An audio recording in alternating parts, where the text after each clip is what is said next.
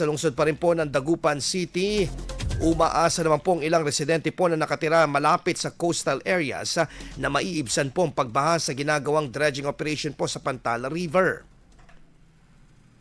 Tulad po ni Elvira, residente po ng Barangay Pantala, malaking bagay umano ang pagdaragdag po ngayon ng nasabing pagdedredging po, pagdadraga sa nasabing ilog upang kahit papaano'y maibsan ang malalim na pagbaha sa kanilang bahagi tuwing makakaranas ng bagyo at high tide. Binabawasan na po yung lupa dyan sa may bahagi ng ilog. Yun yung makakatulong para maibsan po yung baha dito sa atin.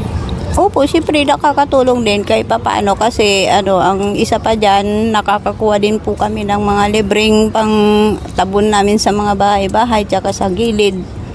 Tapos nakakatulong din alis kahit papaano lumalalim po yung ilog.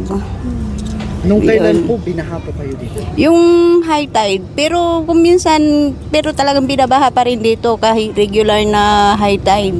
Pero hanggang dito lang naman na hindi katulad nung mga nakarang bagyo na grabe hanggang sa lagpas tuhod.